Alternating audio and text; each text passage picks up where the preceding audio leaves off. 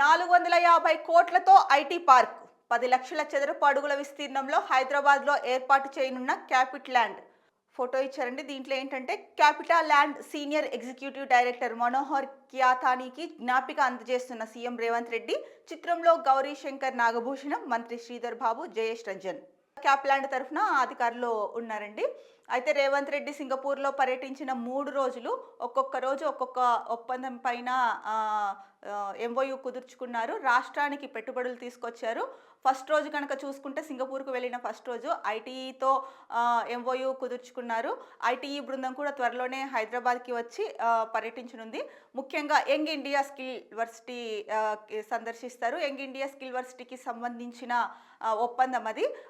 విద్యార్థుల్లో నైపుణ్యాలను మరింత పెంచాలన్న ఉద్దేశంతో ఎంఓయూ కుదుర్చుకున్నారు. దానికి సంబంధించింది. ఇక నిన్న చూసుకుంటే 3500 కోట్లతో ఇంకొక ఎంఓయూ చేసుకున్నారండి. ఇక ఈరోజు చూస్తే కనుక 450 కోట్లతో ఐటీ పార్క్ ఏర్పాటు చేయబోతున్నారు హైదరాబాద్లో. క్యాపిటల్ ల్యాండ్ అనే సంస్థతో ఎంఓయూ కుదిరింది. సో రేవంత్ రెడ్డి ఎప్పుడు విదేశాలకు వెళ్ళినా కూడా ఖచ్చితంగా ఏదో ఒక పెట్టుబడి రాష్ట్రానికి తీసుకొస్తారు. ఇందులో ఎలాంటి సందేహం లేదు. దానికి నిదర్శనమే ఇది. అయితే సింగపూర్ పర్యటన ముగిసింది. ఇంకా దావోస్ సదస్సు ఉంది కదా, దావోస్ సదస్సుకు ఇవాళ పయనమవుతున్నారు. ఇవాళ నుంచి దావోస్లో వరల్డ్ ఎకనామిక్ ఫోరం సదస్సు జరగనుంది. దానికి సంబంధించిన న్యూస్ చూస్తే కనుక దావోస్కు పైన పెట్టుబడులే లక్ష్యం. సింగపూర్ నుంచి ఆదివారం రాత్రి సీఎం రేవంత్తో పాటు మంత్రి శ్రీధర్ బాబు అధికారులు దావోస్కు బయలుదేరి వెళ్లారు. సోమవారం నుంచి దావోస్లో 4 రోజుల పాటు జరిగే ప్రపంచ ఆర్థిక వేదిక వార్షిక సదస్సులో పాల్గొంటారు.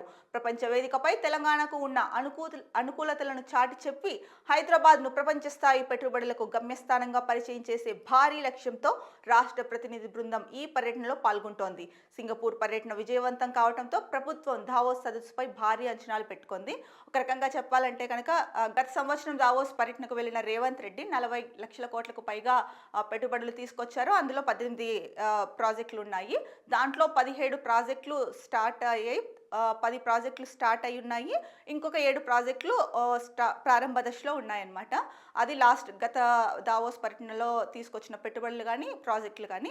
మరి ఈసారి ఎంత పెట్టుబడి తీసుకొస్తారు, ఎన్ని కంపెనీలు ముందుకు వస్తాయి, ఎన్ని ప్రాజెక్టులు వస్తాయి అన్నది సర్వత్రా ఆసక్తి నెలకొని ఉందండి.